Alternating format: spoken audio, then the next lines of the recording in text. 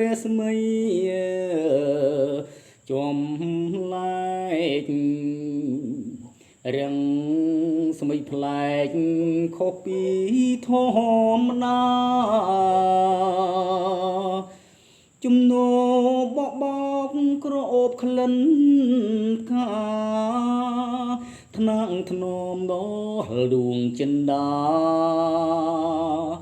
ឲ្យហត្ថាទុនត្រជាងយប់នេះជាយប់ដែលរៀមមានភពមើវាសនាជួបទេពធីតាដែលរៀមជំពាំងសបិនឃើញច្បាស់សម្រស់ដួងភាំងថាពិតជារវលាំងជឿជាងមិនមែនសុបិន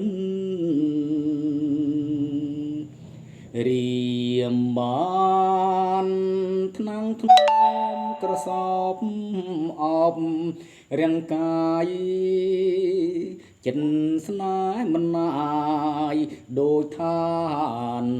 ព្រះឥន្ទនីសាខំស្រោបយកក្លិនផ្កាអ្វីក៏មិនក្រអូបដូចក្លិនកល្យានពេលរៀមភ្ញាក់ឡើងដឹងខ្លួនស្រវាងរកស្រីរាត្រីក៏คล้ายជាក្តីខងខានព្រោះស្នេហ៍ស្រមោលឆោងចាប់មិនណាបានសូមិនបានវងវែងឋានបានជួបតែស្នេហ៍នេះ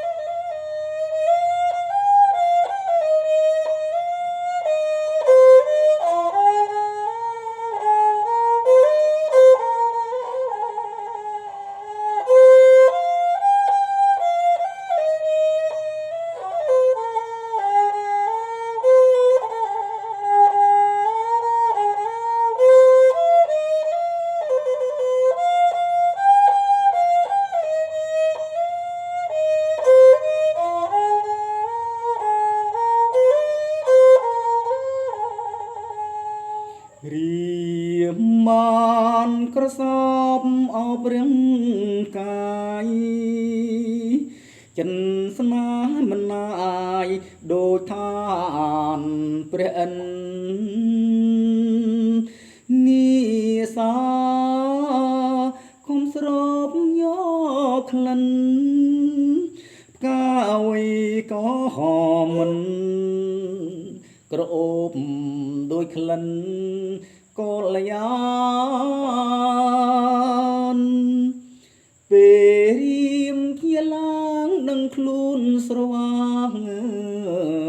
រកស្រីរាត្រីក៏คล้ายជាក្តីខងខា